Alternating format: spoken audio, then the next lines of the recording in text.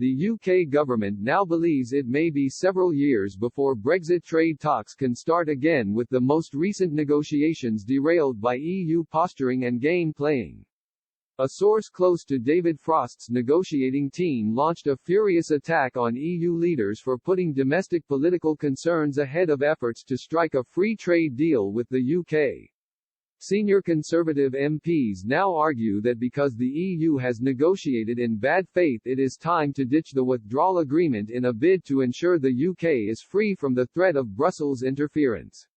The senior source said there were signs that EU leaders are so worried about the rise of populist leaders such as France's Marine Le Pen that they have prioritized domestic politics over the need to agree a trade deal with Britain.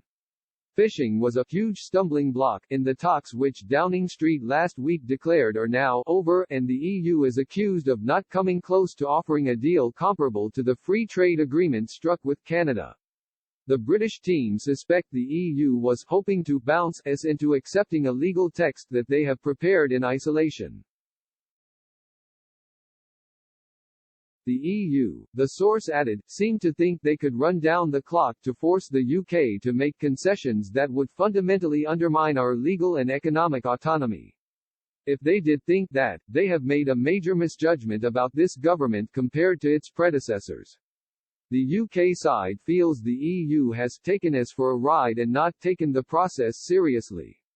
Boris Johnson will not sit down for further talks unless there is the true prospect of a breakthrough. The source said, the PM is focused on the COVID recovery effort and would not agree to join talks that waste time on process for the sake of it.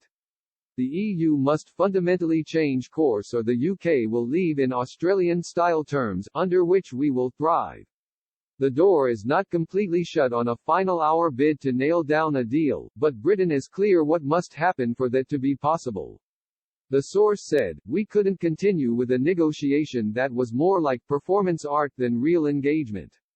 That is why we told EU chief negotiator, Michel Barnier, that there is no point in him coming to London this week unless there is a fundamental change of approach from the EU. Most observers would find it incredible at this point that thanks to EU maneuvering there is literally no agreed treaty text of any kind in place. This must change. If it does, we are always ready to listen.